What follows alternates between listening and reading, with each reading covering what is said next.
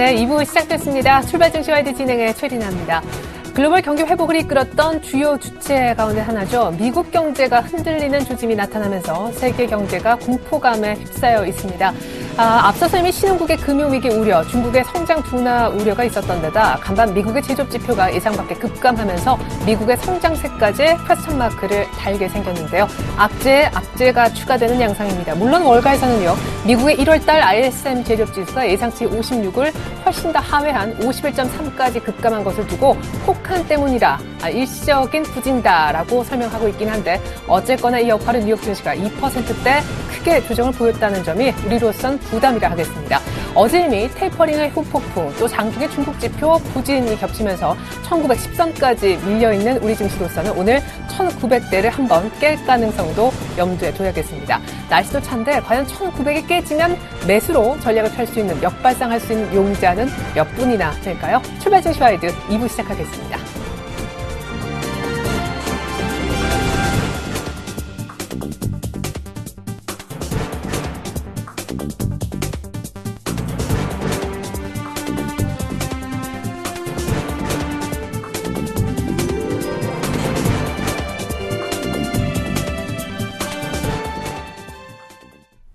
전일장도 꽤 많이 빠졌다고 느꼈는데 오늘까지도 걱정스럽죠? 전일장과 오늘장 같이 들여다보겠습니다. 리뷰 앤 프리뷰 시간입니다.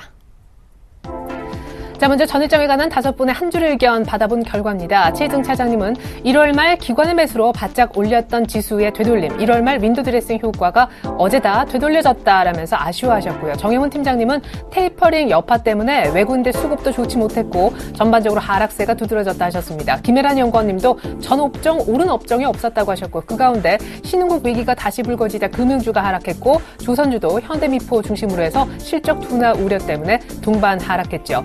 김영겸 팀장님도 역시 정영훈 팀장님처럼 외국인들 수급이 좋지 못했음을 지적하셨습니다. 선현물 동시 순매도 거의 4천억 이상 4천 계약 넘게 전방위적 매도를 펼쳤던 외국인들의 수급이 꼬였음을 지적해 주셨고요. 안상현 대리님은 그렇지만 코스피가 일단 박스권 하단은 전일까지 방어가 됐었다라고도 멘트를 남겨주셨네요. 오늘장 어떻게 될까요? 이 사이에는 미국 증시의 급락이란 재료가 한 가지 추가가 됐죠. 자, 최희승 차장님부터 의견을 차례로 보겠습니다. 미국 증시가 폭락했기 때문에 그 영향으로 오늘 추가적인 조정을 예상하셨는데 하락폭이 만약에 더 커진다면 자동차주 중심으로 분할해서 사자라는 의견을 주셨습니다. 정영훈 팀장님은 미국의 제조업 지표 부진 때문에 미국 증시가 급락했는데 국내장도 반드시 영향이 있을 것이다 하셨습니다. 김혜란 연구원님은 중기적 관점에서 견긴 민감 대형주로 오늘 분할해서 역시 사자라는 의견을 주셨고요. 김영겸 팀장님은 중국과 미국 G2 국가 지표가 잇따라 부진한 가운데 오늘 국내 증시에도 하락 압력, 매도 압력이 발생할 것 같다 하셨습니다. 안상현 대리님은 박스권 하단을 오늘 만약 이탈한다면 걱정스럽다라는 의견보다는 대형주 위주로 사는 날로 삼아보자 하셨습니다. 네, 오늘은 이 가운데 IM투자증권 정영훈 팀장님 연결해 자세한 의견 받아보겠습니다. 팀장님 안녕하세요. 네, 안녕하세요. 네, 어제는 또 설 연휴 동안 있었던 테이퍼링 후폭풍을 소화하느라 힘들었었는데 간밤에 미국 지표가 안 좋게 나오면서 뉴욕 증시가 급락했었습니다. 일단 큰 그림에서 걱정하시는 분들도 많이 계시지만 또 오늘 사야 된다 하시는 분들도 계시더라고요. 팀장님 의견은 어느 쪽이십니까? 네, 우선 지금 전일 이제 미국 증시가 이제 제조지표 그 부진으로 인해서 이제 급락을 했기 때문에 아무래도 국내 증시에 대한 국내 증시가 단기적으로는 좀 영향을 받을 것으로 그렇게 예상을 하고 있습니다. 오늘 시초가는 큰 폭의 이제 하락이 예상되고 있는 상황인데 지금 당분간은 좀 급반등이 좀 들어오기는 다소 좀 힘들 수 있지 않을까 그렇게 좀 판단하고 있습니다. 지금 선진국의 그 경기 둔화가 좀 지속되고 있는 상황이고 미국과 더불어서 지금 중국의 그 1월 그 서비스업 그 PMI 지수 같은 경우에도 지금 예상치를 전원치를 지금 하회를 하면서 부진한 모습을 좀 보여주고 있는 상황이기 때문에 미국과 중국 이 선진국들의 지금 경기가 전반적으로 지금 부진하다는 점이 당분간은 좀 영향을 받지 않을까 그렇게 생각을 하고 있고요. 아무래도 코스피가 좀 추가적인 조정도 예상을 해봐야 되지 않을까 우리가 그렇게 생각을 하고 있습니다. 그렇지만 다만 지금 어떻게 보면 긍정적으로 좀 해석할 수 있는 부분은 지금 신흥국 중에서 지금 우리나라가 지금 우량국으로 지금 분리되고 있는 만큼 신흥국에서의 그 차별화가 좀 전망되고 있다는 점은 좀 긍정적인 부분이 아닌가 그렇게 좀 생각을 하고 있는데요. 지금 우리나라 대한민국 같은 경우에는 지금 순채권국인데다가 지금 경상주식을 지속적으로 지금 흑자를 기록하고 있고 지금 외환 보유고도 지금 3천억 달러가 지금 넘는 상황이기 때문에 상당히 좀 재정 안정성이 좀 탄탄하다라고 좀 보시면 될 것 같고요. 지금 오히려 지금 테이퍼링의 영향이 점진적으로 좀 이제 축소되지 않을까 그렇게 좀 판단을 하고 있습니다. 그렇기 때문에 현재 1900선 아래 PBR 한 1배 지금 이하라고 지금 볼 수가 있겠는데요. 1900선 아래에서는 역시나 중장기적인 관점에서 조정시마다 매수 관점으로 대응을 하는 것이 좀 유효한 국면이 아닌가 그렇게 판단을 하고 있습니다. 네. 그러면 조정 받았을 때 매수해야 될 대상으로 역시 수출주, 요즘에 환율 방향이 좀 바뀌었잖아요. 경기 민감주를 보고 계십니까? 그렇습니다. 저도 개인적으로 가장 좀 주목하고 있는 게 이제 자동차 업종이 아닌가 그렇게 생각을 하고 있는데요.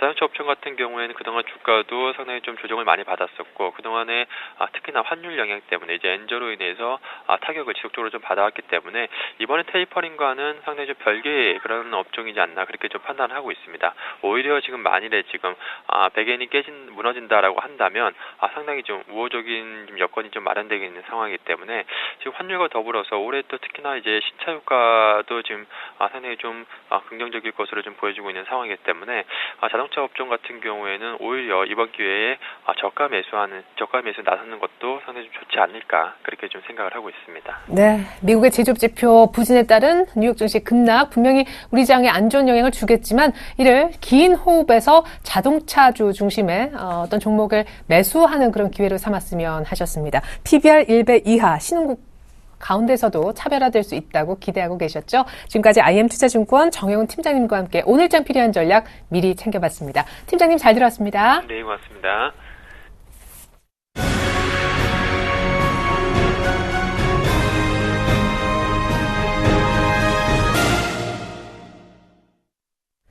네, 미국이 2차 돈줄 재개에 나서면서 신흥국 중심으로 금융 불안 우려가 재점화됐죠. 가뜩이나 중국의 지표가 좋지 않으면서 중국발 신흥국 우려가 깊었는데 미국도 여기서 예외가 아니었습니다. 간밤에 미국 제조업 지표가 급락하면서 뉴욕 증시가 크게 빠졌는데요. 우리 장의 여파는 어느 정도 될까요? 넘버원에게 듣는다 시간을 통해 알아보겠습니다. 오늘은 샘플러스 나문우 멘토님과 함께 해보죠. 멘토님 안녕하세요. 예, 안녕하십니까. 네, 가뜩이나 분위기가 좋지 않은데 미국 악재가 추가됐습니다. 걱정이 큰데요. 오늘 1900을 깰 가능성 얼마나 되는지 깬다면 어떤 전략이 필요할지요? 오늘 1900포인트를 깨느냐 깨지 않느냐 사실 안 깰 가능성이 높고요. 깬다고 하더라도 전혀 그 아래에서 계속 머물 것 같지는 않습니다. 그래서 1900에 대한 깬다고 해서의 지나친 우려감 이렇게 안 가져줘도 될 것 같고요. 지금 우리 지수가요, PBR 1배 이하에서 6개월 이상 머문 적이 거의 확률로 보면 1%도 되지 않는 확률이거든요. 그렇다고 본다면 1900 이하 보더라도요, 잠시 보고 지나가는 숫자일 뿐이니까요, 의미를 안 둬도 될 것 같습니다. 우선요. 자, 우선 미국 시장 오늘 급락이 됐는데요. 이 자업자득입니다. 이번 FOMC에서 지금 경기에 지금 소프트 패치, 즉 경기 회복 시에 일시적인 침체가 나타날 가능성에 대한 여러 지표들이 좀 제기가 됐었거든요. 12월 지표, 1월 지표. 그럼에도 불구하고 무시하고 경기는 무시하고 나는 나의 통화 정책기를 가련다. 이렇게 됐을 때 시장은 이렇게 급변하는 장세가 나타날 수밖에 없는 상황이었다. 이렇게 볼 수가 있겠네요. 따라서 지금 이 미국의 또 구매 관리자 지표, PMI 구매 관리자 지수 같은 경우에 이 51.3%가 나왔는데 아직 51포인트라는 것은 경기 확장 국면이라는 것은 이야기를 하고 있는 상황이긴 하지만 56포인트를 기대했다가 51포인트라는 것은 어마어마한 하락이 나왔다. 이렇게 봐야 될 것이거든요. 그래서 이 기대감에 전혀 예측 범위를 벗어난 하락이 나왔기 때문에 시장은 좀 충격받을 수밖에 없는 상황이었고요. 이 경기와 통화가 서로 다른 방향으로 흘러갈 가능성이 크지 않나. 여기에 대한 염려를 많이 하고 있는 것 같습니다. 그렇다 보니까 이제 기대를 할 수 있는 부분은 이제 7일 금요일 날 발표되는 고용지표 쪽으로 전부 다 관심이 쏠릴 수밖에 없는 이런 상황이라 이렇게 볼 수가 있겠네요. 기술적으로 이 뉴욕 증시 굉장히 중요한 포인트에 와 있는데요. 지금 이 차트를 보시면 S&P 500 차트인데요. 이 1770포인트가 그건 지난 한 주 동안의 강한 지지력을 테스트 받았던 지수거든요. 근데 이 지수가 어젯밤에 순간적으로 붕괴되다 보니까 다이렉트성으로 급락이 나왔고요. 그렇다 본다면 일단 지수 측면으로는 이 200일선을 지금 거의 깨고 내려온 적이 없는 그런 흐름이었는데요. 일단 여기까지는 또 한 번 터치를 하지 않을까. 그렇다고 본다면 S&P 500 기준으로 했을 때는 1717포인트 정도 되겠고요. 나스닥은 좀 여유가 많이 있는 상황입니다. 그래서 제가 전일 TV 이슈 관련해서 나왔을 때요, 이런 말씀해 드렸거든요. 나스닥의 경우는 지금 이 다우나 S&P에 비해서는 상당 부분 이격이 발생한 상황이다. 그래서 조금 더 하락 시에는 부담을 좀 가질 수밖에 없는 국면이다, 이렇게 말씀해 드렸는데요. 역시 좀 부담이 될 수 있는 부분인 것 같습니다. 반면 다우는 순간적으로 200일선을 깨버렸어요. 그래서 깨버렸지만 한 번 더 회복의 어떤 반등은 나올 것으로 기대가 되는데요. 이번 지금 미국 지수의 어떤 기술적인 흐름들을 본다면 일단 확실하게 좀 제시해드리고 싶은 부분은요. 시장은 이러한 초강력 장세가 결코 외봉으로 끝나지 않는다는 것입니다. 그래서 어떤 분들은 이제부터 미국 시장이 이제 죽었는데 그럼 우리나라 지수도 이제부터 내리 그냥 꽂아서 떨어지는 거 아닌가 이렇게 생각하는데요. 사실은요, 첫 번째 미국하고 우리나라 디커플링 상당히 오랫동안 진행이 되었고요. 그리고 미국이 지수가 떨어지더라도요, 절대 외봉으로 떨어지지 않습니다. 이러한 초강력 장세는 쉽게 떨어지지 않는, 파동으로 본다고 하더라도 이 3파에서 끝나는 파동은 전혀 아니라고 볼 수가 있겠고요. 그래서 오히려 분명히 최근에 현재에 나타나고 있는 이런 모습들은 소프트 패치다. 경기 회복 시의 일시 침체고요. 주가의 3파 랠리 중에 중간에 나타나는 일시 조정이다. 이렇게 보는 게 맞을 것 같습니다. 자, 그러면 이런 부분에서 왜 제가 소프트 패치일 가능성이 높다 이렇게 보여드리냐면요.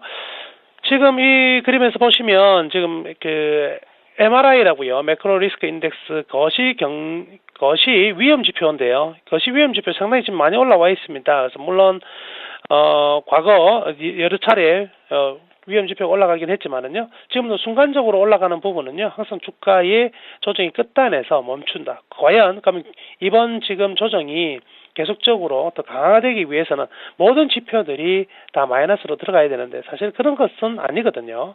그렇기 때문에 너무 우려하지 않으셔도 될 것 같습니다.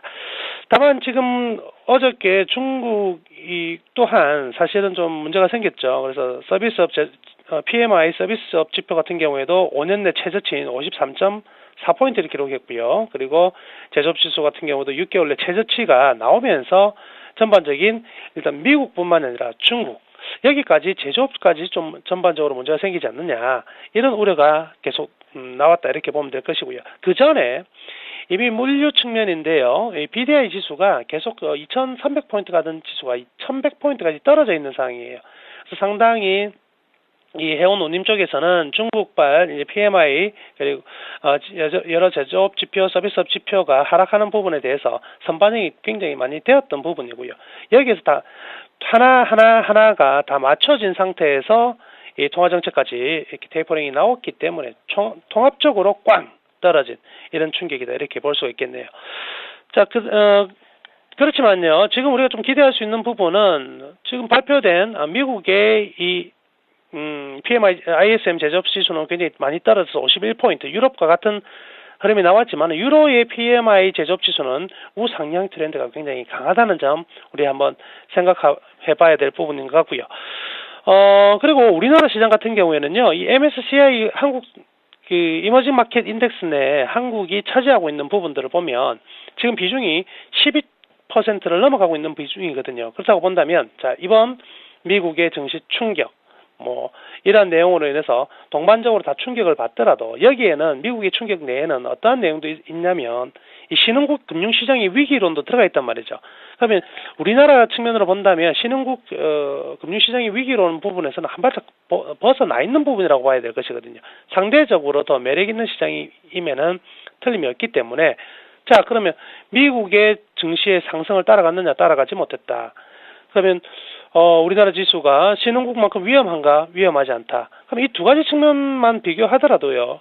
외국인들의 매도는 일정 부분 제한적일 수밖에 없다. 이렇게 봐야 될 것 같습니다. 그리고 절대적인 밸류에이션 현상 아까 말씀해 드렸지만 이 지금 제일 밑에 파란색 부분인데요. 우리나라 PBR 1배 이하 이하에서는 6개월 이상 머문 적은 순간적인 금융 충격, 지난번 2008년에 금융 위기가 들어왔던 부분, 이런 부분을 제외하면은 거의 없었다는 점을 생각해 본다면 1900포인트 이하에서 흐름이 좀 안 좋게 나오는 흐름들은요, 오래 갈 수가 없다, 이렇게 봐야 될 것 같습니다. 자, 정말 우리나라는 디커플링 되면서 1900포인트가 순간적으로 깨어지더라도 갈 수 있느냐? 자, 이 부분이 가장 큰 관심인데요. 바로 이겁니다. 이게 지금 통계청에서 발표된 우리 한국 경기 선행지수, 동행지수인데요. 이 지난달, 즉 1월 말에 발표된 거죠. 보십시오. 지금 9개월 중에서 한 달 빼고요, 경기 선행지수가 끊임없는 상승이 나오면서 102포인트입니다. 이러한 상승이 나온 적은 2009년밖에 없었어요. 최근에 5년 만에 들어온 사이클은 분명하다는 거죠. 그렇지만 아직까지 동행지수의 상승의 회복 속도가 다소 늦은 상황이라는 게 하나의 불안 요소가 되긴 하지만, 이러한 선행지수의 상승 때 주가가 떨어지는 법은 없다. 그래서 기초적으로는 조정일 뿐이지 주가의 하락으로 바뀌는 경우는 없다. 물론 이제 글로벌 이야기를 자꾸 꺼내게 되면은 우리나라 경기 선행지수만 좋으면 뭐하냐, 글로벌이 안 좋으면 안 될 거 아니냐, 이렇게 얘기를 하시는 분들도 계시는데, 지금 글로벌 상황이 안 좋은 부분이 없다는 거죠. 분명히 미국도 기대치에서 미치지 못할 부분이지만 아직은 확장 국면이고, 아직도 양적 완화 규모를 축소했을 뿐이지 양적 완화를 안 하고 있는 것은 아니고요. 유럽의 경기가 회복이 안 되는 것이 아니고 더디게 회복될 뿐이고, 중국 같은 경우는 중국의 현재도 굉장히 안 좋은 상황이 우리나라 지수를 그대로 이 자리로 만들어 놓은 것이다, 이래 봐야 될 것이거든요. 그러니까 사실은요, 여기에서부터는 걱정할 부분은 전혀 없다. 지금 보고 있는 숫자에 민감해서 우리가 내동매매에서는 절대 안 된다, 이렇게 봐야 되겠습니다. 그래서 우리나라 내수 부분에서도 굉장히 좀 기대치도 있는 상황이니까요. 오늘의 미국 증시의 하락 너무 우려하실 필요는 전혀 없다고 이렇게 생각하시고, 그러면 오늘 장세 어떻게 대응해야 되느냐, 우리나라 장세 여기 부분에서는요, 이걸 한번 봐야 될 것 같아요. 시장이요, 지금의 상황엔 코스피보다 코스닥이 최근 상대 강도가 좀 셌습니다. 자, 그렇지만 이러한 리스크가 좀 커지는 부분에서는요, 다시 거래소 대형주 쪽으로의 흐름이 좋아질 가능성이 많아요. 지수 충격을 받다 보니까 지수 측면으로 전개될 가능성이 많거든요. 이럴 때는요, 걱정하지 마시고 어떻게 하냐면 종목을 압축시키는데 어느 쪽으로 포커스를 두시냐면 시가총액 상위주, 그리고 업종별 1등주 초우량주로만 압축을 시키세요. 그러면 시장의 위험이 커질 때마다 항상 위험이 가장 적은 쪽으로의 회귀가 일어날 수 있기 때문에 지수 반등 대비 업종별 1등주 위주로 압축을 하자. 코스닥 단기 강세 종목군들 같은 경우에는 일단 이익 실현이 바람직한 것으로 보여지고요. 특히 환율 충격에 좀 벗어나고 있는 자동차라든지 반도체, 조선, 건설, 금융, 통신주들이 상대적으로 강세가 전망되니까요. 이들군으로 좀 압축해서 매매를 하시면 되겠습니다. 그것도 다시 한번 말씀해 드리겠지만은요, 1900이 깨어진다는 것은 의미 없다. 걱정하지 마시고 잠시 지나가는 숫자일 뿐이다, 이렇게 말씀해 드리면서 정리하도록 하겠습니다.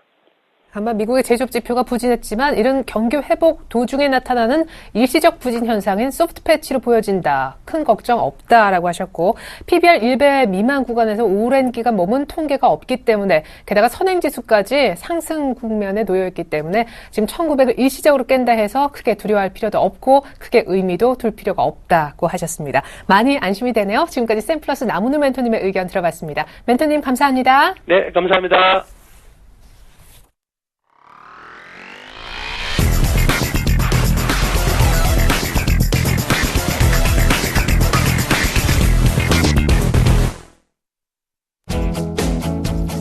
안녕하십니까.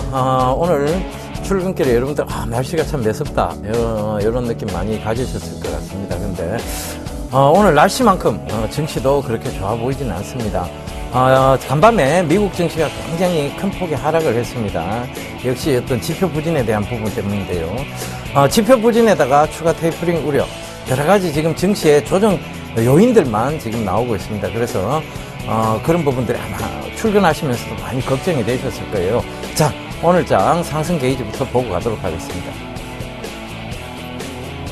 자, 제가 오늘도 10%를 제시해 드렸습니다. 제가 늘 하락일 때는 10%, 그리고 상승일 때는 90%를 좀 말씀을 드리는데요. 오늘 어쩔 수 없는 하락인 자리인 것 같습니다. 그런데 갭을 많이 밑으로 띄울 거예요. 그러니까 갭 하락을 하고 난 이후에 그러면 그 이후에 이제 빠르게 회귀를 하느냐 아니면 갭 하락 후에 추가적으로 하락을 하느냐의 부분이에요. 그러니까 그 부분을 살펴보자면 갭을 하락하고 난 다음에 매우긴 매울 겁니다. 그런데 그 매우는 자리가 강하게 매워오지는 못한다. 즉 상승 쪽으로 가기는 조금 버겁다라고 말씀을 드리겠습니다. 그게 첫 번째 이유가 되겠고, 두 번째 이유는 앞에서 말씀드린 바와 같이 신흥국 우려, 요게 지금 나오고 있죠. 그 다음에 거기다가 지금 경기 지표 부진에다가 G2 국가, 미국, 중국 모두 그렇습니다. 그 다음에 지금 거기다가 추가 테이퍼링까지, 이게 지금 조정 요인만 잔뜩 만들어져 있는 상황입니다. 그리고 세 번째가 바로 선물 방향성인데요. 제가 지금 계속 출연해서 여러분들께 말씀드리고 있는 것이 선물 방향성을 꺾고 있지 못하다. 즉 선물이 먼저 방향성을 꺾고 올라와야 즉 현물에서도 어떤 상승의 포인트가 나올 수 있는데 아직 그렇지 못하다는 점 좀 말씀드리면서 저는 좀 다르게 말씀드릴게요. 안정성 있는 대형주라고 할 수 있는 건 없습니다. 지금 실적 별로 대형주들 실적 좋지 못했고 그로 인해서 2월장 리스크 있다고 계속 제가 말씀을 드렸잖아요. 그죠? 그런데 그 부분 나오고 있습니다. 그런데 그 반대로 상대적으로 보면 코스닥 성장성 있는 중소형주의 랠리는 지금도 지속적으로 이어지고 있는 부분이고, 저는 코스닥 포인트가 509포인트 아래에서는 성장성 있는 중소형주를 모아가시는 전략, 즉 체리 피킹 아시죠? 체리 주워 담듯이, 요거 체리 주워 담듯이 하시면 충분히 여러분들께서 안전한 장을 보실 수 있을 거라고 생각합니다. 대한민국은 더 이상 신흥국이 아닙니다. 선진국에 있다라고 보시는 게 맞습니다. 그런데 신흥국 우려에 우리가 영향을 받을 것이라는 생각도 너무 과하고 우려가 지나친 그런 자리라고 생각을 하시면 될 것 같고요. 잠시만요. 매매하고 가실게요. 예, 매매를 하고 가야 되겠죠. 제가 늘 지금 오늘 좀 관심 있게 보고 있는 것이 무선 충전 기기입니다. RF텍, 크로바이텍, 그 다음에 한솔테크닉스, 캠트로닉스 요 세 종목을 네 종목을 좀 말씀을 드리겠는데요. 요 네 종목 중에서도 RF텍이 지금 약간 대장주로서의 역할을 하고 있다는 점 말씀드리겠고, 그 다음 2등주라고 볼 수 있는 것이 크로바이텍입니다. 이 부분 짚어드리면서 차트 보면서 가격대 좀 잡아드리도록 하겠습니다. 자, 차트를 보시게 되면 일단 RF텍부터 보고 가도록 하겠습니다. 제가 한번 이 프로그램 수준에서 말씀을 드렸어요. RF텍 지난주 화요일 날 말씀을 드렸는데 그 이후로도 계속 지금 꾸준하게 4일째 양봉을 만들어내고 있습니다. 주가는 연속성 이론이 존재하는데요. 지금 조정이 살짝 들어와 준다면 11,700원짜리 때 괜찮습니다. 여기서부터 매수를 하시는 전략 잡아가시면 될 것 같고, 그 다음에 크로바이텍입니다. 크로바이텍까지 좀 짚어드리도록 하겠습니다. 크로바이텍은 지금 지지대가 명확합니다. 4,740원 부근인데요. 지금부터 한 100원 떨어진 구간입니다. 여기서부터 매수 전략 잡아가시면, 즉 모아가시는 전략이죠. 체리피킹 제가 계속 강조드립니다. 그러니까 그거 하시면 충분히 여러분들께서 제대로 된 수익을 거두실 수 있으리라고 봅니다.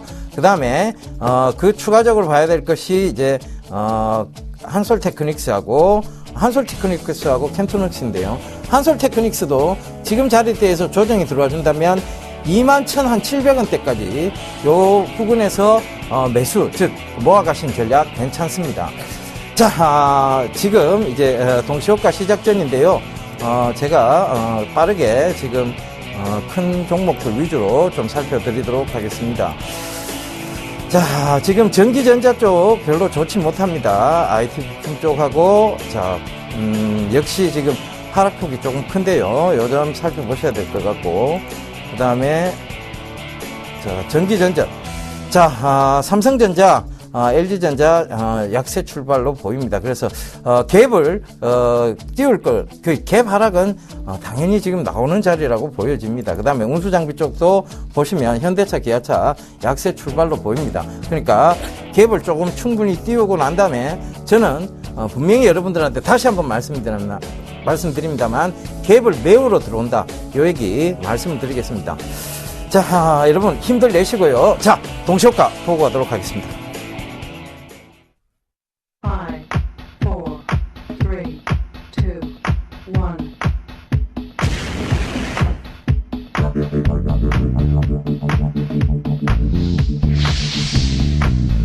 대장방송은 예병군과 함께 완벽한 차트 분석으로 지수 몇 점을 잡아드리겠습니다.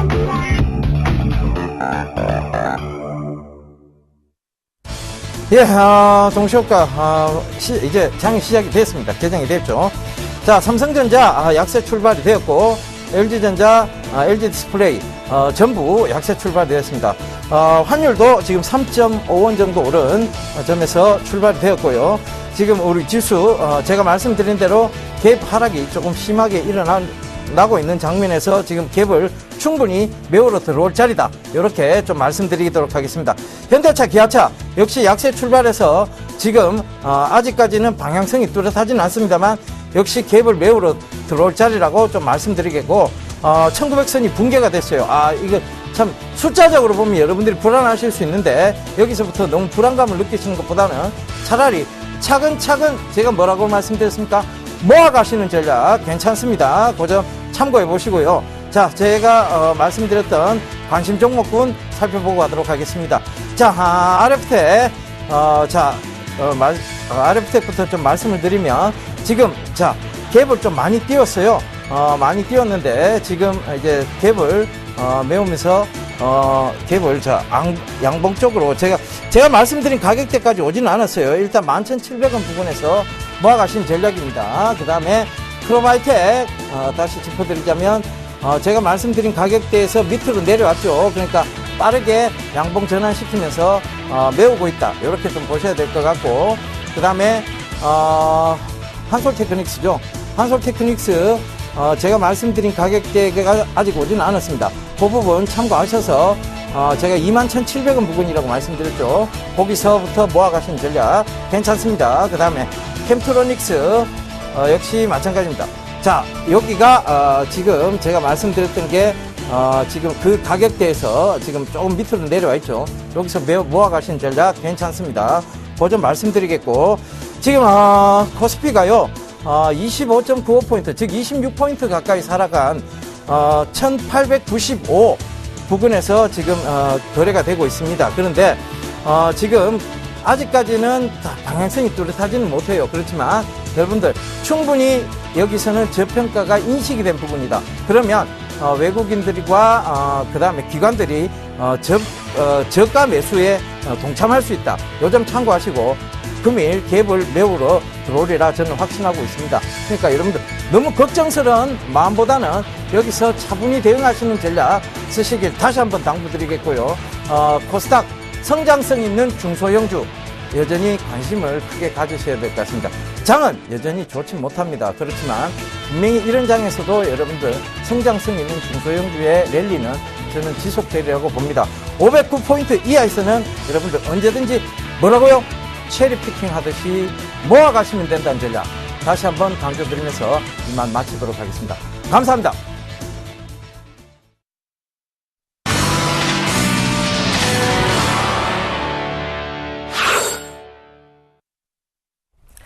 네, 예상했던 대로 지수가 나왔습니다. 미국의 경기 둔화 우려까지 겹치자 코스피가 또 1% 추가 조정을 보이면서 1,900대를 깼습니다. 이 얘기인 즉슨 이 정도에서 오늘 만약에 종가가 형성된다면 연중 최저치가 경신된다는 의미가 되겠습니다. 환율 상황도 보고 싶은데 먼저 일본의 분위기도 한번 짚어드리겠습니다. 어제 이미 일본은 연중 최저치를 미리 찍었었거든요.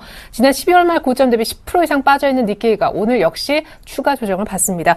1.8% 2% 가까이 하락을 하면서 니케이는 14,353선에서 개장을 했습니다. 엔달러 환율도 안전자산 선호 현상이 점점 가중되자 100엔대까지 쳐지면서 엔화 가치가 2달 반 만에 최고치를 찍었다는데 일본 증시가 밀리는 것도 당연지사겠죠. 서울 외환시장 분위기 알아보겠습니다. 어제 14원 이상 7개월 내 최대폭으로 폭등했었던 원달러 환율 기억나시죠? KB 외환선물로 가보겠습니다. 정경팔 팀장님 안녕하세요. 네, 안녕하세요. 네, 미국의 제조지표마저 꺾였습니다. 안전자산 선호 현상은 더욱더 강화되고 오늘 1,090원대 타진도 가능할까요? 네, 오늘 서울 외환시장은 어제 종가 대비 4만 50전이 상승한 1,088원에 개장을 했고요. 1,089원까지 상승 후에 이제는 현재 1,087원 70전에 거래가 되고 있습니다. 오늘 중으로 1,090원 상승 돌파를 시도를 할 것으로 보여집니다. 환율이 어제 급등세를 보이는 데 이어서 이틀 연속으로 상승세를 이어가고 있는데요. 어제 아시아장까지는 미 연준의 테이퍼링 단행으로 신흥국에 대한 우려가 커진 점이 환율의 급등으로 나타났습니다만 어제 저녁부터는 중국과 미국의 경제지표 부진에 따른 위험 회피 성향이 시장을 주도하고 있습니다. 어제 오전에 발표된 중국의 1월 공식 비제조업 지표가 전월 대비 부진한 모습을 보이면서 1월 공식 제조업 지표 및 HSBC 제조업 지표의 부진과 흐름을 같이 하고 있고요. 이 점은 어제 유럽장에서부터 위험 회피 성향의 강화로 나타났습니다. 시장이 가장 큰 충격을 받은 것은 미국의 1월 제조업 지표인데요. 전월의 56.5에서 51.3으로 급락하면서 최근 20년 동안에 가장 큰 낙폭을 기록했습니다. 이로 인해서 뉴욕 증시가 2% 이상 급락했고요. 외환시장에서는 달러화가 엔화와 유로화 등 선진국 통화 대비 약세를 보였습니다. 달러화가 엔화에 대해서 약세를 보인 것은 미 경제 지표 부진에 따른 위험 회피 성향을 반영한 결과이고요.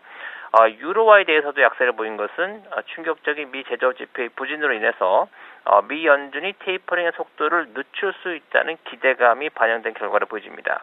그런데 여기서 주목할 포인트는 달러화가 선진국 통화 대비 약세를 보였습니다만 신흥국 통화들에 대해서는 위험 회피에 따른 안전 통화 선호를 반영하면서 여전히 강세를 나타냈다는 것이고요. 이 과정에서 달러원 역시 상승 압력을 받았다고 볼 수 있습니다. 달러원은 현 수준에서 상승세를 지속할 것으로 보고 있는데요. 이번 주에 발표되는 미 고용지표의 결과와 상관없이 상승세를 지속할 것으로 보고 있습니다. 어제 발표된 미국의 제조업 지표의 세부 항목인 제조업 고용지수를 보면 전월 대비 급락하면서 이번 주에 발표되는 미국의 월간 고용지표가 부진할 가능성을 높이고 있습니다. 예전에는 미국의 부진한 경제 지표가 미 연준의 양적 완화 가능성을 높이면서 달러 약세와 위험 통화 강세 요인으로 작용을 했습니다만 이제는 미 연준의 테이퍼링에 대한 의지가 강한 만큼 위험 회피 성향에 따른 달러와 강세가 나타날 가능성이 더 크다고 보겠습니다. 만약 미 고용지표가 호조를 보일 경우에는 미 경제지표 호조에 따른 펀더멘털성 달러 강세가 나타날 수 있기 때문에 어느 경우의 수위든 달러원은 상승할 가능성에 노출되어 있다고 하겠습니다. 오늘 달러원은 1,080원대 후반대를 중심으로 한 거래가 진행되겠습니다. 네. 자, 이렇게 미국의 제조업 지표가 예상 밖으로 크게 부진하다 보니까 그 다음 지표에 관심이 쏠리는데 이번 주 후반에 나올 고용 지표가 좋든 또 부진하든 간에 달러원은 추가 상승을 할 수밖에 없는 분위기다 하셨습니다. 개인적으로 우리 팀장님께서는 1,095원까지 추가 상승 라인을 보고 계시죠. 지금까지 KB 외환선물 정경팔 팀장님의 한 시장 분석 들어봤습니다. 잘 들었습니다. 네, 감사합니다.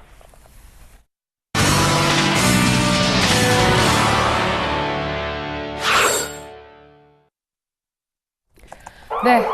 오늘 돌발 종목 알아보겠습니다. 코스피가 1%대 추가 하락, 개파락하면서 1,900을 붕괴시키며 개장한 아침인데요. 일단 지수와 연동되는 증권주 분위기를 좀 알아봐야 되겠죠. 무더기 신저가를 1,900이 깨지자 예상 못한 건 아닌데 기록을 하고 있습니다.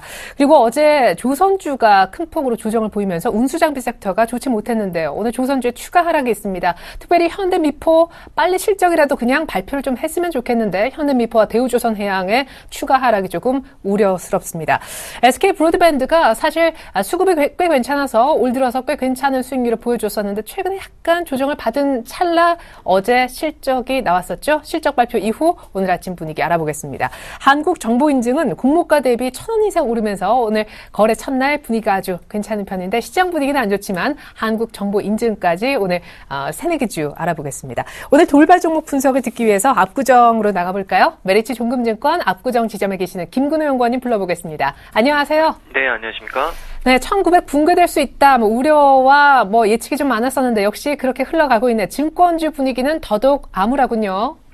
네, 맞습니다. 먼저 일단 코스피가 1900이 다시 붕괴되면서 증권주들이 또 무더기로 좀 하락세를 좀 보여주는 모습들을 보여줬는데요. 일단 뭐 우리투자증권, 삼성증권, 대우증권, 그리고 현대증권과 HMC 투자증권 등이 일단 뭐 신저가를 좀 경신하는 모습들을 보여줬고요. 역시나 이유는 미국 증시 상대 지수가 미국과 중국의 경제 지표 부진, 이 부분으로 뭐 2% 이상 좀 급락을 한 부분이 가장 큰 영향이 아니었나. 그로 인해서 국내 증시에도 좀 영향을 미치지 않았나라는 말씀을 좀 드리고 싶고, 이런 부분들이 결국에는 뭐 시장과 역시 연동될 수 있는 증권주들의 하락을 좀 연출하지 않았나라는 생각을 좀 가지고 있습니다. 그리고 만약에 이러한 부분들이 쉽게 돌파되지 않을 것이다. 뭐 일단은 작년도에 어닝에 비춰서 봤을 때 우리나라 시장이 그렇게 아직까지 뚜렷하게 좀 좋아질 수 없다라는 부분을 좀 가정해 본다면 증권주들은 당분간도 그렇게 뚜렷한 반등세가 좀 나오긴 힘들지 않을까라는 생각이 좀 들고요. 이런 부분들을 좀 참고하셨으면 좋을 것 같습니다. 그리고 조선 종목 같은 경우에는 일단 역시나 이 어닝 쇼크가 가장 큰 문제였던 것 같습니다. 지난해 이 뭐 수주 목표를 초과 달성한 국내 조선 업체들도 1월달 들어서도 순조로운 소식을 전하고는 있는데, 수주에 있어서, 그러나 역시나 실적도나 전망 때문에 그 미국 쪽에서의 2차 테이퍼링, 그에 따라서 환율의 급변동, 이런 부분들이 역시나 악재가 좀 겹치면서 주식시장의 어떤 반응도 굉장히 냉담해진 것 아닌가라는 생각을 좀 가질 수 있을 것 같고요. 뭐 대우조선해양 같은 경우에도 뭐 해양 플랜트 쪽에서는 굉장히 좀 좋은 모습을 가지고 있었고, 최근에 또 수주도 했지만 LNG선 쪽에서 역시나 시장의 반응과 환율의 악재, 이런 부분들이 좀 많이 영향을 좀 주지 않았나라는 생각을 좀 가질 수 있을 것 같습니다. 가장 먼저 실적을 발표했던 삼성중공업 같은 경우에는 어닝 쇼크에 가까운 성적표를 내놨고요. 영업이익 9,142억, 4년 만에 영업이익 1조 클럽 달성에 실패를 했습니다. 역시나 가장 이슈는 저가 수주, 이 부분이었고, 또 상여금 지급, 뭐 통상임금 관련 충당금, 여러 가지로 좀 단기적으로 반영되는 부분들이 있었기 때문에 굳건히 좀 지켜왔던, 그리고 또 4분기에 179억의 영업 적자를 기록하면서 1조 클럽에 대한, 영업이익 1조 클럽에 대한 부분이 실패한 부분이 가장 좀 크지 않나. 현대중공업과 현대미포조선의 4분기 실적 전망에 대해서도 굉장히 좀 어두운데, 일단 뭐 현대중공업 같은 경우 4분기 수준도 굉장히 좀 안 좋게 해서 예상들을 하고 있고요. 시장 기대치보다는 아직까지 좀 미미하지 않나, 이런 얘기들이 좀 나오고 있는 것 같습니다.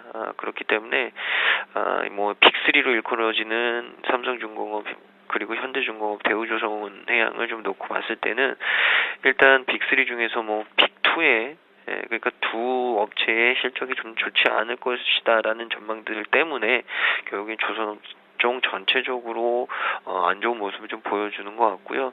추가 테이퍼링에 따른 신흥국 불안 우려, 이런 부분들이 외국인들이 대형주 중심의 또 매도를 좀 보여주면서 조선업종에도 좀 타격이 있지 않나 라는 말씀을 좀 드리고 싶습니다. 그래서 조선주 같은 경우에도 뭐 자체의 어떤 펀더멘탈을 이어가더라도 대외적인 환경이 좀 개선되는 모습들이 보여지지 않는다면 쉽게 원하는 수준의 반등까지 올라오기는 그렇게 녹록지 않다라는 얘기를 좀 드리고 싶고, 그 부분은 역시나 이 수급과도 연결이 되기 때문에 수급에 있어서도 어느 정도 좀 긍정적인 시각을 유지하기에는 조금 힘들지 않을까라는 말씀을 좀 드리고 싶습니다. SK 브로드밴드 같은 경우에는 4분기 실적 발표가 되면서 약세를 좀 보여주는데요. 작년 4분기 영업이익이 290억, 전년 동기 대비해서 2.3% 정도 감소를 했습니다. 매출액 같은 경우에는 0.2% 줄었습니다. 전체적으로 매출액 같은 경우에는 그래도 수준을 좀 유지하는 모습을 좀 보여줬는데, 중요한 것은 이 영업이익에 있어서 실적 발표를 하면서 좀 안 좋은 모습을 보여줬기 때문에 이 주가 하락으로 좀 이어지지 않았나라는 생각이 들고요.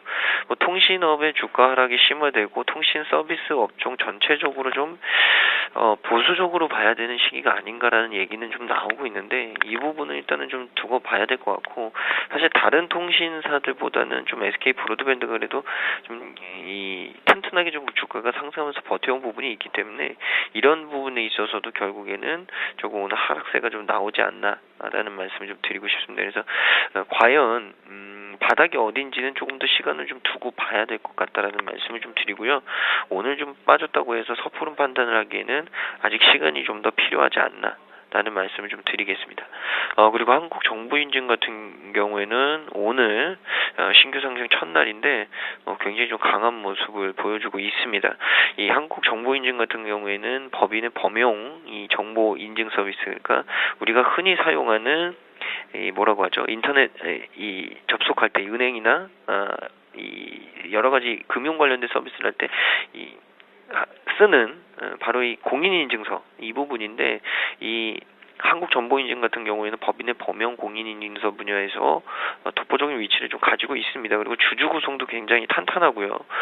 이런 부분들을 봤을 때는 오늘 뭐 상장 이후에 좀 상승하는 모습은 당연하지 않을까. 그리고 최근 트렌드가 일단 좋은 종목들이 상장해서 그런지 몰라도 신규 상장 종목들이 초반에 괜찮은 이 주가 성적들을 좀 내는 모습을 좀 보여주고 있습니다. 그래서 역시나 그런 기대감이 좀 반영되지 않았나라는 생각이 들고요. 실적적으로는 일단 12년에 318억의 매출, 44억 원의 영업 이익을 기록했는데 10년도부터 12년도 연평균 매출 성장률이 7.9%, 한 8% 정도 기록을 했고요. 안정적인 성장세를 좀 이어가고 있다는 부분, 이런 부분들이 최근에 투자자들의 이 어떤 긍정적인 기대감을 이끌어내는 가장 큰 요인이 아니었나라는 말씀을 좀 드리겠습니다. 네, 이렇게 해서 오늘 새네 개 주 급락장에서도 선전하고 있는데 한국 정부 인증까지 돌발 종목으로 살펴봤습니다.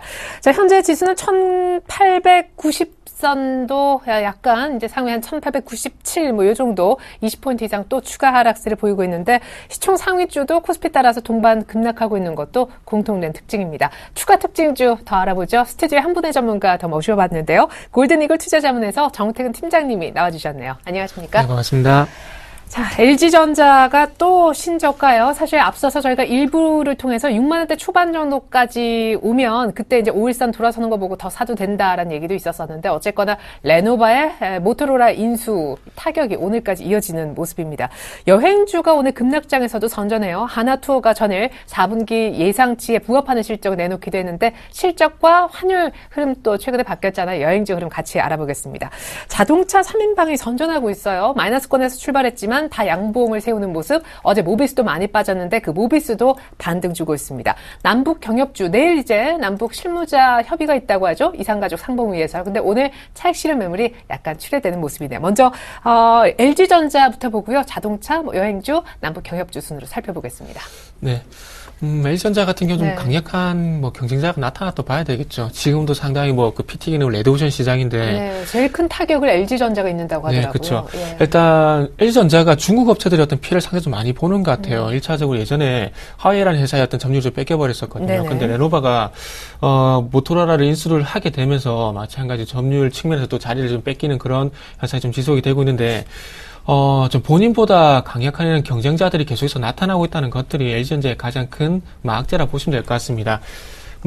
지금 어쨌든 그 삼성전자, 애플의 어떤 선두 싸움 속에서 지금 이제 3위권 싸움이 계속 치열하게 이루어지고 있는 상황이 놓여 있는데, LG전자가 그 작년 같은 경우에 일시적으로 그 실적이 좀 개선됐던 이유가 이 스마트폰 부분에서 어쨌든 실적이 좀 나왔었다는 겁니다. 근데 중요한 것은 지금도 그 서두에 말씀을 드렸듯이 레드오션 시장 구간 속에서 지금 다시 한번 레노바가 모토로라 인수를 한다는 것은 강력한 경쟁자가 다시 한번 또 다른 경쟁자가 나타났기 때문에 LG전자 입장에서도 당연히 좋은 현상은 아니라고 생각이 듭니다. 그리고 이후에 애플이라든지 삼성전자 같은 경우도 마찬가지로 이 레노바가 얼마만큼 점유율을 확대할지는 좀 더 지켜봐야 되겠지만 삼성전자 입장에서도 상당히 쏙 좋은 뉴스는 아닌 것 같고요. 네. 그래서 어쨌든 결론적으로 계속해서 얘기를 드리고 있지만은 어쨌든 강력한 경쟁자 이 좁은 시장에서 계속해서 경쟁자가 나타나고 있다는 부분들. 그러니까 지금 스마트폰 시장이 만약에 성장기라면은 별 문제가 되지 않겠지만 조금씩 성숙기에 진입을 하고 있다는 얘기가 나오고 있는 구간 속에서 이런 경쟁자가 나타났다는 부분들은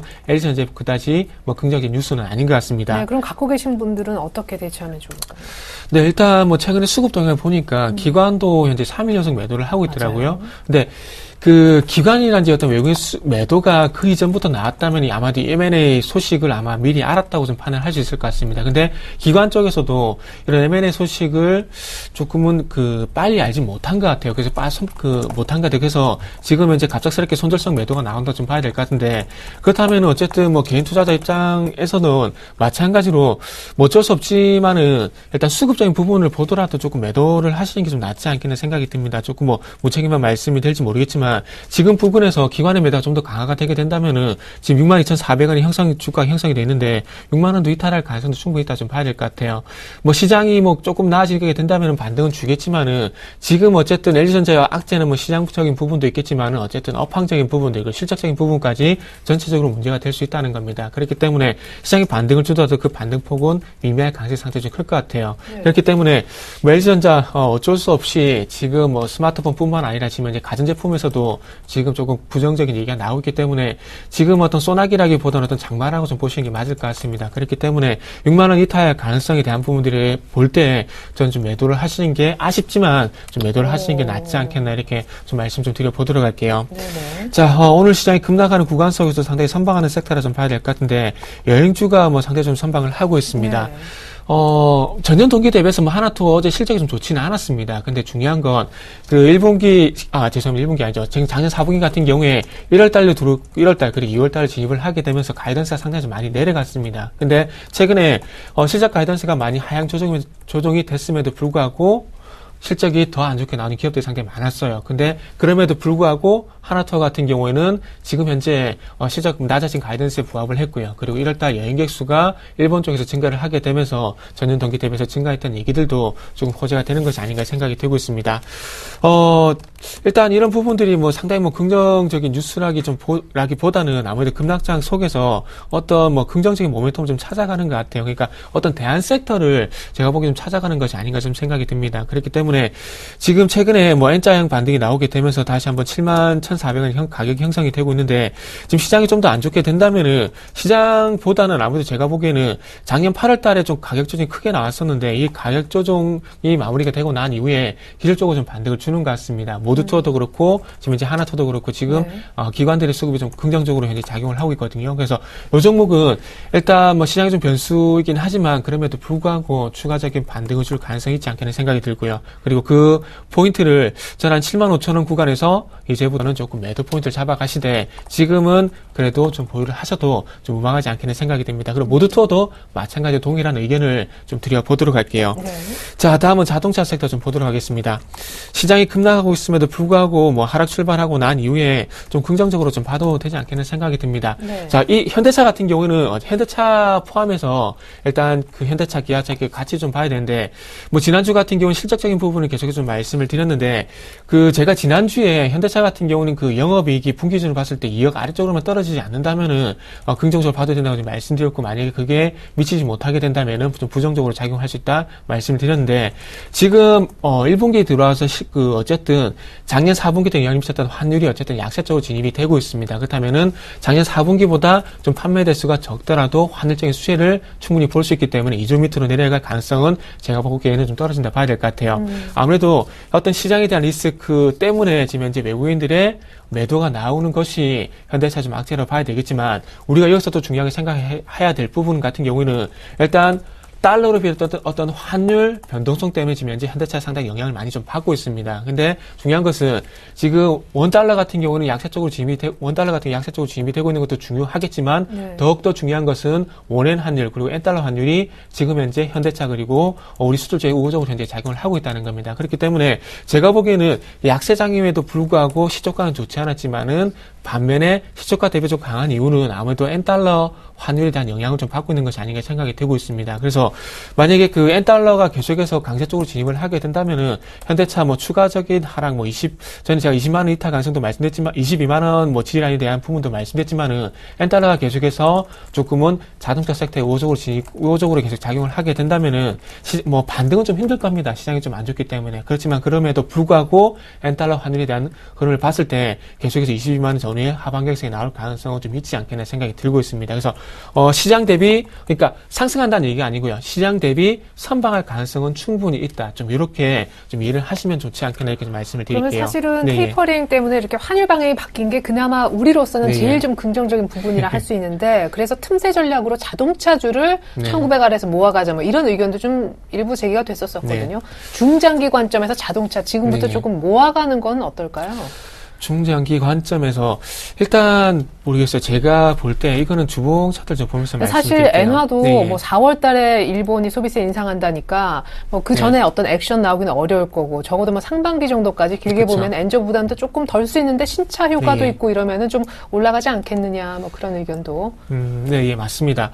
근데 뭐 거기서 그 의견에 제가 뭐 딴지를 걸고 싶은 건 아니고요. 네. 중요한 건 뭐 여건이 뭐 환율이 좀 우호적으로 작용하게 된다면 여건은 좀 개선이 될 겁니다. 근데 그렇다면은 그 환율적인 뿐만 아니라 그 어떤 대외적인 여건도 좀 봐야 되는데, 자, 우리가 2011년 이후에 현대차가 27만 원을 돌파하지 못한 이유가 뭔지를 우리가 한번 생각을 해보자고요. 자, 중요한 것은 어쨌든 자동차 최대 판매치가 125만 대입니다. 그리고 더욱 중요한 것은 2조 5천억이거든요. 만약에 현대차가 올해 2분기, 1분기는 조금 힘들 것 같고요. 2분기, 3분기, 4분기 갈수록 만약에 2조 5천억을 돌파를 하게 된다면은 뭐 26만 원 돌파해가지고 좀 더 추가적인 상승이 나올 가능성이 제가 보기에는 있다고 생각이 듭니다. 네. 하지만 중요한 건 현대차의 계속해서 어떤 26만 원의 장을 받는 가장 큰 이유는 분기 기준으로 봤을 때 2조 5천억을 넘는 영업이익이 현재 발생이 되지 않고 있다는 겁니다. 근데 이 2조 5천억이 2011년도 2분기 때 발생됐던 영업이익인데 이 2조 5천억 원을 지금 현재 2년 정도 지났기 때문에 인플레이션 수치까지 반영을 하게 된다면 적어도 3조가량의 영업이익이 나와줘야 된다는 겁니다. 그렇다면은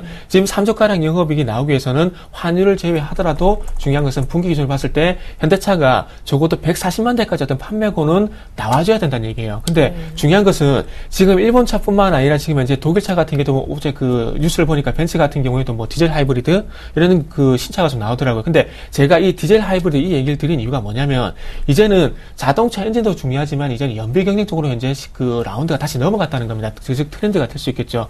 이 트렌드 구간 속에서 얼마만큼 자동차 경쟁력이 올라가느냐 중요한데 지금 일본차뿐만 아니라 어떤 독일차라든지 미국차였던 미국 최근에 GM 같은 경우도 설비 투자를 확대한다는 얘기가 나오고 있는데 미국차의 경쟁력 그리고 테슬라 같은 전기차에 대한 경쟁력도 현재 올라와주고 있다는 겁니다. 그만큼 대외 여건이 좋지 않은 구간 속에서 만약에 제가 예상한 대로 140만 대 그리고 3조 원가량의 영업이익이 발생이 된다면은 분명히 현대차는 갑니다. 근데 제가 다른 건데 그 부분에 대한 어떤 영업이익 달성치가 나오지 않게 된다면은 지금 23만 원 구간 시장이 회복이 된다면 25만 원까지 반등을 줄 겁니다. 근데 중요한 것은 25만 원, 26만 원 돌파하기 위해서는 2011년도 대비해서 큰 폭의 어떤 실적 성장세는 뒷받침이 돼야 된다는 부분들은 제가 조금 덧붙여서 좀 말씀을 좋은 일이라고 좀 말씀 좀 드릴게요. 네. 뭐 지금 시장이 1,900포인트 이탈했거든요. 그러면은 작년 예를 들게요. 작년 2014년 6월달 같은 경우에도 똑같이 테이퍼링 이슈가 발생이 되면서 인도 어떤 디폴트 사태에 대한 우려감이 제기되면서 1,800포인트를 이탈했습니다. 근데 중요한 것은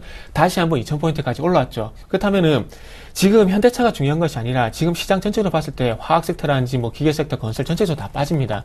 시장이 회복이 되게 된다면은 낙폭과대 종목들이 분명히 올라올 건데 그 어떤 가격 메리트적인 부분을 봤을 때 제가 보기에는 현대차도 올라와 줄 수 있겠지만은 지금 제가 보기에는 화학 섹터라든지 뭐 하이닉스라든지 그리고 삼성전자 뭐 다른 섹터가 제가 보기에는 어떤 시장 수익률 대비해서 더 올라올 가능성이 좀 있지 않겠는 생각이 듭니다. 그래서 현대차가 안 올라온다는 얘기가 아니고요.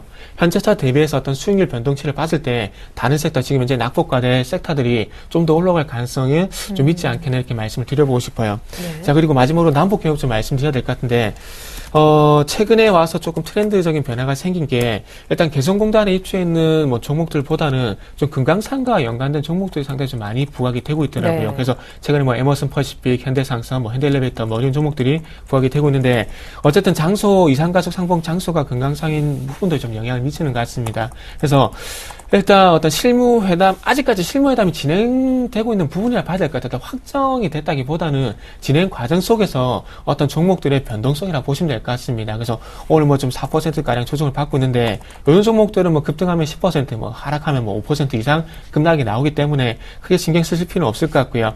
그래서 일시적인 어떤 그 이틀간의 어떤 급등 이후에 뭐 일시적인 제가 보기엔 가격 조정이라 봐야 될 것 같습니다. 그래서 어쨌든 결론적으로 봤을 때 남북 교역주 같은 경우는 남북 실무회담이 확정이 되고 이루어졌을 때 그때가 고점이 되지 않겠나 이렇게 좀 의견을 드려보도록 할게요. 네, 남북 경협 테마까지 대응법 알아봤습니다.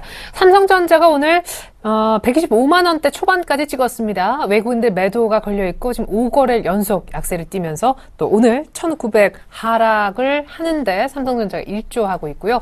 CJ 오쇼핑의 오늘 실적이 조금 전에 발표가 됐습니다. 사실 GS 홈쇼핑의 실적 보고 나서 홈쇼핑주가 동반에 하락하는 모습도 연출했었는데 그래도 근근히 계속 밑골을 달면서 올라왔었던 홈쇼핑 3인방 오늘 CJ 오쇼핑 실적 발표 이후 어떤 모습을 보이는지도 알아보겠습니다.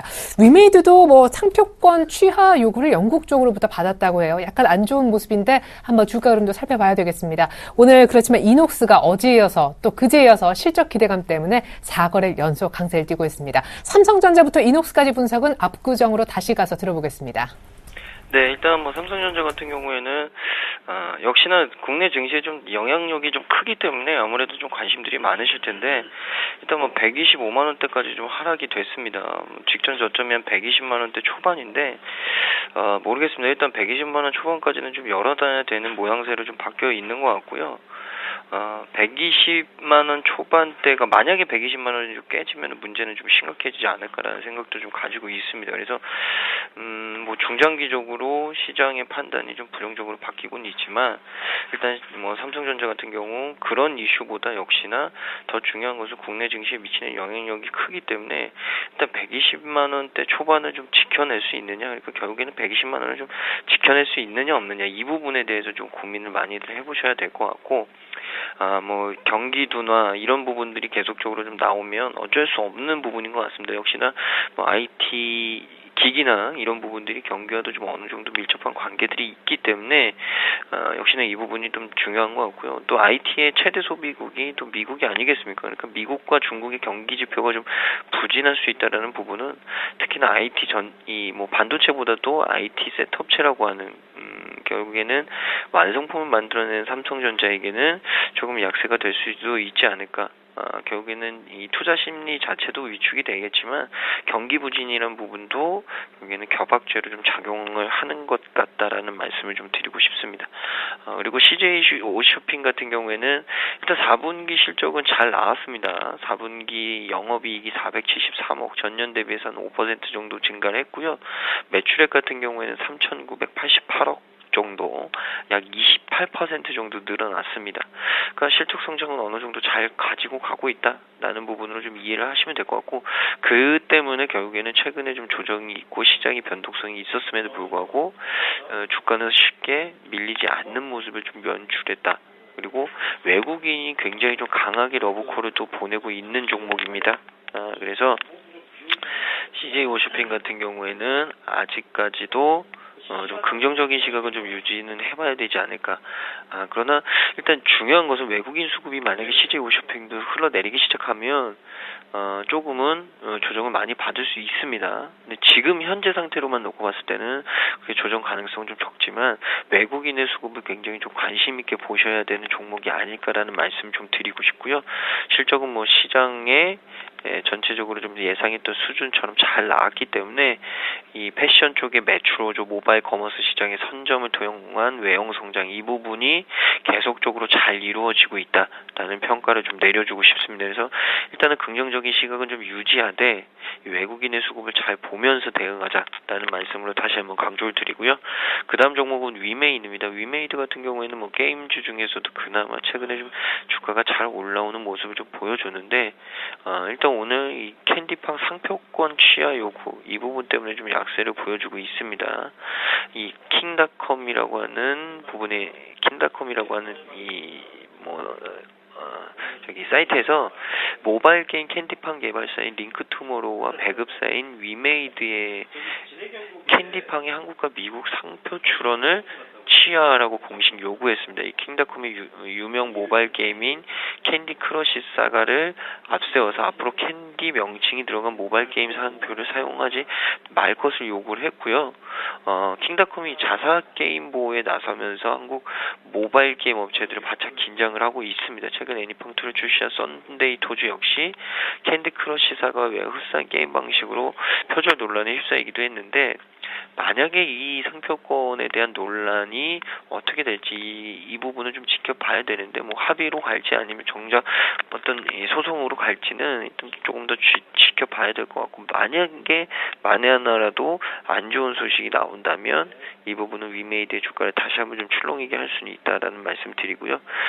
그렇기 때문에 좀 올라와 있는 상태에서는 조금 부담스러운 느낌을 많이 받는 종목이 아닐까. 그리고 외국인들의 수급은 좀 많이 있는데 역시나 외국인들의 수급이 이탈이 된다면 위메이드 역시도 어느 정도 좀 출렁일 수 있다. 그렇기 때문에 모멘텀이 특히나 안 좋은 모멘텀이 안 좋은 뉴스가 있는 종목은 조금 시나리오를 보고 난 이후에 하셔도 접근하셔도 늦지 않는다라는 말씀을 좀 드리고 싶고 이녹스 같은 경우에는 호실적 이 부분이 역시나 주가에 가장 큰 영향을 미치는 것 같습니다.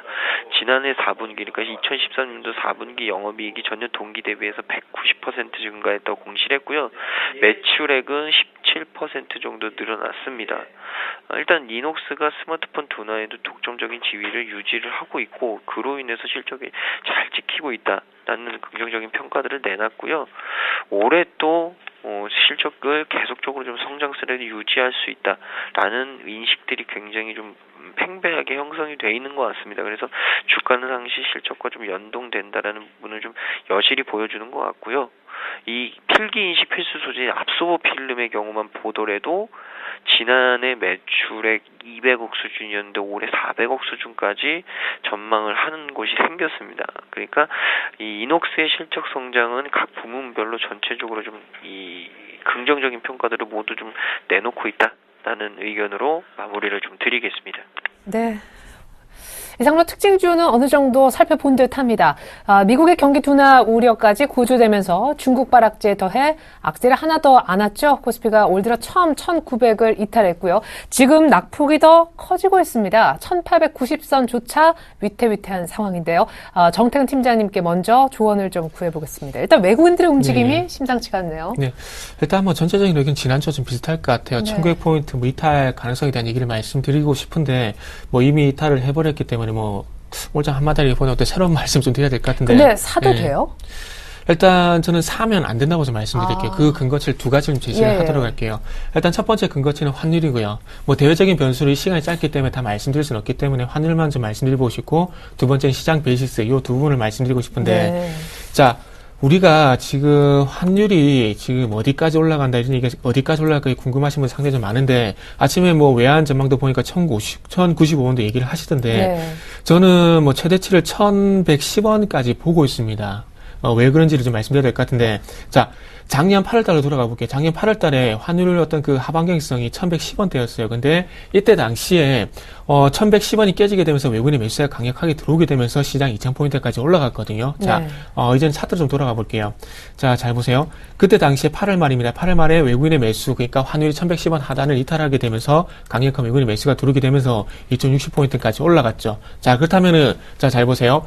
작년 8월 달에 들어왔던 매수 세력, 그러니까 외국인이 됐든, 뭐, 기관이 됐든, 그건 상관없는 얘기고요. 누군가 들어왔는데, 1110원대 매수 자금이 들어오게 되면서 지금 현재 1065원까지, 1050원까지 내려왔습니다. 그렇다면은, 이때 당시 들어왔던 애들이 만약에 지금 주식을 가지고 있다면은, 지금 환율이 약세 쪽으로 전환이 됐어요. 그렇다면은, 환차익이 발생이 되겠습니까? 환차손이 발생되겠습니까? 분명히 손실이 발생이 된다는 겁니다. 그렇기 때문에, 만약에 얘들이 빠져나가게 된다면은 주가는 제가 보기엔 시장은 더 빠질 가능성이 충분히 있지 않겠는 생각이 듭니다. 그렇기 때문에 매수였던 유입 시기가 1110원대라는 가정을 해봤을 때 제가 보기에는 1100원 위에까지 올라갈 가능성이 상당히 크지 않겠는 생각이 들고요. 그렇다면은 1100원 위에까지 올라가게 된다면은 1100원대 지수대가 어디였는지 살펴보게 된다면은 제가 볼 때 적어도 1860포인트까지는 볼 수가 있다는 겁니다. 앞으로 30포인트가 더 남았죠. 그렇기 때문에 제가 보기에는 아직까지는 조금 더 참아야 될 필요가 있지 않겠는 생각이 들고 있고요. 그리고 이 부분은 어쨌든 1860포인트가 나올 수 있는데 그리고 이제부터 또 우리가 중요하게 봐야 될 부분은 또 뭐냐면은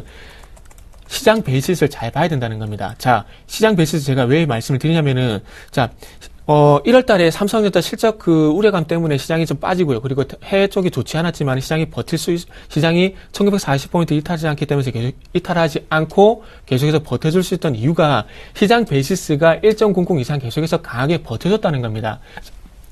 하나만 말씀드릴게요. 간단하게 말씀드리면은 콘텐코 백오데이션 간단하게 말씀드리면은 콘텐코는 현물 매수가 들어올 수 있는 여건이 계속해서 유지가 된다는 얘기예요. 근데 중요한 것은 시장 베이시스가 만약에 백오데이션 쪽으로 넘어가게 된다면은 현물이 매수가 들어올 수 있는 여건이 아니라 현재 이제는 현물이 매도 쪽으로 전환될 여건으로 바뀐다는 겁니다. 자, 그렇다면 이제부터 중요한 것은 시장 베이시스뿐만 아니라 어떤 외국인의 선물 매매 동향도 봐야 되는데 어쨌든 지금 콘텐코 상당히 계속 유지가 된다는 것은 현물 쪽보다는 선물 가격이 더 비싸다는 겁니다. 근데 지금 구간에서 외국인의 선물 매도가 집중적으로 나오게 된다면 이 구조가 바뀌게 되면서 선물이 더 싸지고 현물이 비싼 구간에 들어가게 된다는 겁니다. 그렇다면 어떻게 될까요?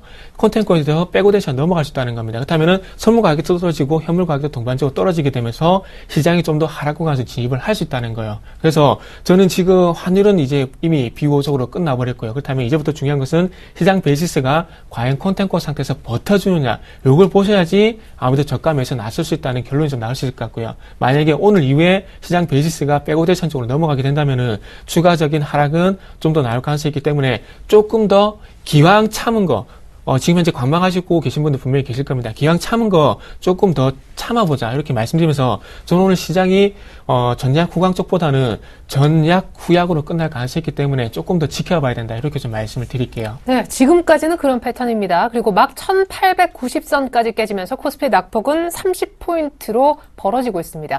김근호 연구원님도 멀리 압구정에서 오늘 도움 말씀 주고 계신데요. 역시 사면 좀 위험한 구간인지요?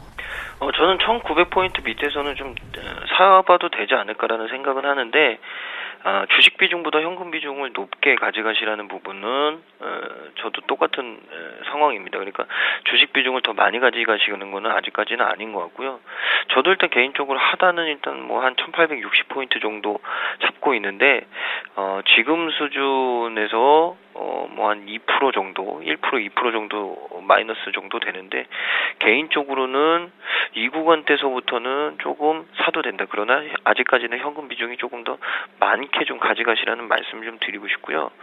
일단 뭐 1900포인트 밑에서 좀 주가가 움직인다면 단기에 좀 기술적인 반등은 나올 가능성은 좀 있지 않을까. 그러니까 추세적으로 다시 너무 이 밸류에이션 쪽으로 뭐 저가에 있기 때문에 다시 돌아 나온다 이런 부분보다는 단기에 좀 낙폭이 과했기 때문에 기술적 반등이 좀 나올 수 있을 것이다 라는 생각을 가지고 있고 오늘 같은 장에도 좀 든든하게 잘 버티고 있는 이 자동차 업종을 저는 개인적으로 긍정적으로 좀 보고 있다라는 말씀도 좀 덧붙여 드리고 싶습니다.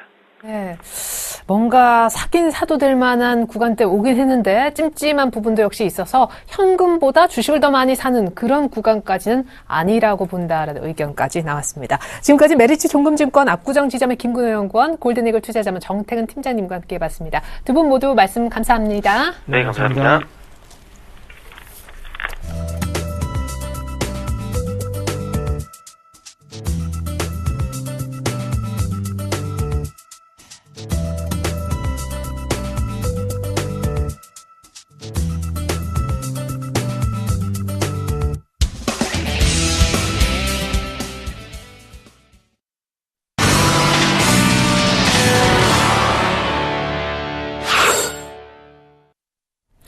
네, 현물이 1887포인트까지 코스피 낙폭이 전일 종가보다 32포인트 이상 벌어진 시각입니다. 선물 시장 분위기와 필요한 전략까지 알아보죠. 샘플러스 김도영 멘토님 안녕하세요. 네, 안녕하십니까. 네, 어제 별로 변화가 없을 때도 매도 전략으로 임하고 싶다 하셨었는데 10시 반부터 급격하게 꺾여서 아주 정확한 전략을 구사하셨던 걸로 압니다.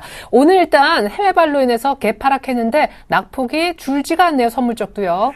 네, 맞습니다. 좀 아쉬운 부분이 있다라면 시장에서 방어조를 들어온 기관계 쪽의 방어 속도가 좀 느리다라는 관점을 좀 볼 수가 있고요.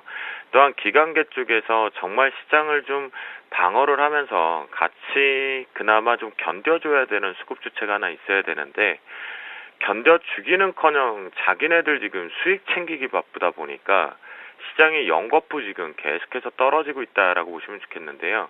어느 정도 지금 거의 확인이 다 되고 있는 시점이기 때문에 저는 일단은 브레이크는 걸린다라고 보고 있습니다. 그건 왜냐하면 과도하게 밀린 부분이 좀 없지 않아 있고요. 어제와 오늘 같은 경우에도 갭이 상당히 크고 나서 어제는 속임수를 하나를 만들었고 오늘은 어제하고 좀 판이하게 다르게 나오고 있기 때문에 그 관점을 놓고 본다라면 공포 매수를 좀 분명히 잡아야 될 시점이 와 있다. 지금 가격대는 충분히 가능성이 저는 높다라고 말씀을 좀 드립니다. 해외발 개파락 이후에 기관의 나홀로 매도 출발이 시장을 그나마 방어 쪽을 만들어내다가요, 양봉을 조금씩 만들어놨던 강한 장대 양봉 만들었던 것이 바로 그 부분이었거든요. 하지만 기관계 쪽에서 매수로 스위칭을 하면서 이것이 시장의 하락을 좀 더 부추기고 있다라고 보시는 것이 가장 맞겠습니다. 외국인들 어제 많은 양을 출회를 시켰죠. 시장에서는 중국발 지표에 의해서 위축되었다, 그것 때문에 변경되었다라는 언급을 좀 했지만 외국인들 현재는 가장 여유롭고 넉넉합니다. 누적 포지션을 잡고 있는 거는 기관계 쪽이 많이 잡고 있는 거고 개인과 기관계가 많이 잡고 있겠고요. 외국인들은 이제 신규적으로 자금을 투입해도 한쪽으로 쏠려도 된다라는 관점이겠죠. 그 관점에서 외국인들은 어제도 마찬가지로 포지션을 청산하기에 바빴고 기관계는 신규적인 자금들을 집어넣기에 바빴다라는 관점으로 좀 보시면 좋겠습니다. 현재 출발과 함께 수급이 완벽하게 좀 빠르게 바뀌었는데요. 시장에 지금 플러스 마이너스 양봉과 음봉을 만들어내는 수급 지체는 외국인도 기관계도 아니라 개인들 창구다라고 보시면 좋겠고요. 매수도가 반복되면서 그 규모에 따라 장대 음봉이 양봉과 음봉이 만들어지고 있겠고요. 외국인들 연속적으로 매도 우위 쪽으로 잡혀 있다 보니까 시장이 그렇게 쉽사리 어렵게 분명히 보이는 것은 사실입니다. 하지만 외국인들의 지금 이 강도 대비해서 갭 이후에 지금 4.9포인트입니다. 그러면 종합지수하고 계산해 본다고 하더라도 괴리차가 조금 벌어져 있긴 한데요. 기관계 쪽에서 금융투자 창구 쪽에 매수포 자체가 시장을 하락 쪽으로 그냥 하염없이 밀리기를 바라면서 지금 때리고 있는 관점이다라고 보시는 것이 가장 좋겠습니다. 그만큼 현재 기준점에선 신규 자금도 들어오고 일부 누적 포지션 청산도 나오고 있다라고 말씀을 좀 드리겠고요. 옵션 시장 쪽 어제하고 좀 다른 건 콜옵션과 풋옵션이 모두 다 거래가 활발해지고 있다라는 거겠죠. 충분한 것은 콜옵션의 가격이 충분히 이제 매력적인 측면으로 좀 분명히 들어와 있다라는 게 특징일 수 있겠고요. 아마 이론가를 계산할 줄 아시는 분들, 그러니까 가격 이론을 계산할 줄 아시는 분들은 아마도 오늘 콜옵션을 저희들 표현으로 물려주겠다는 각오라면 진입을 하고 계실 거라고 보입니다. 충분히 가격이 좀 와 있기 때문이다라고 말씀드리겠고요. 프로그램 쪽 차익과 비차익, 베이시스 되게 중요하다라고 말씀드렸는데요. 현재 기준점 같은 어설픈 베이시스는 무조건 매도 출회밖에 나올 수밖에 없다라고 말씀드렸고요. 이는 얕은 백워 상태까지도 지속될 수밖에 없다라는 거 반드시 열어두시면 좋겠습니다. 자, 오늘 대응 전략의 자막에서 기관 쪽 플레이 잘 보자라고 했는데요. 기관 매도 강도 확인해보자라고 말씀을 좀 드렸는데 그거는 결국 기관의 매도 강도가 증가된다라면 저는 오히려 브레이크가 걸렸다라는 관점으로 역으로 계산하자라는 부분이었는데요. 매수로 지금 강도가 확대가 되었기 때문에 이 부분 축소가 나와야지만 시장의 기술적 반등이 좀 세게 나올 수 있다라는 거 열어두시면 좋겠고요. 오전장 황금 라인 같은 경우는요. 참 아쉽게도 이미 벌써 다 빠져 있는데요. 247.20입니다. 중요 자리인데요. 자, 하락 245대 부근 지금 저는 충분히 공포의 매수, 여기서 과연 지금 만약 롱 포지션을 가동시킨다고 해도 그렇게 크게 마이너스권이 들어올 수 있느냐라는 관점이라고 한다면 저는 충분히 오늘 저점에 일단은 한두 번 정도는 매수를 공포 매수를 한번 해보겠다라고 말씀을 좀 드리도록 하겠습니다. 그래서 황금 라인 한참 밑에 있긴 하지만요. 현재 기준에서는 어제와 좀 다르게 황금 라인 위에 있는데도 매도였고요. 오늘 같은 경우 지금짜리 때라면 저는 매수를 잡고 짧게 자신의 능력치만큼 수익을 챙겨보겠다라고 말씀드리도록 하겠습니다.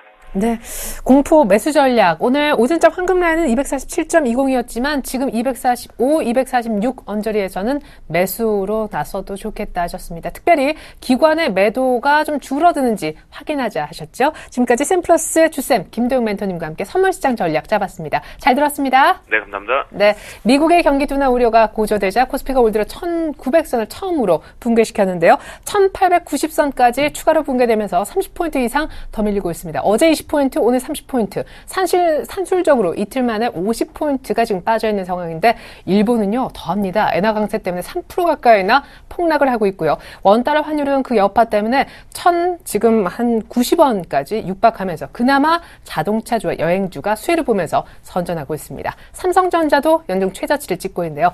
뭔가 대형주는 사도 될 것 같지만 지금 적극적으로 사기는 조금 템포가 빠르다는 느낌 지울 수 없습니다. 성공투자 기원하겠습니다. 출발 증시 와이드 마치죠. 고맙습니다.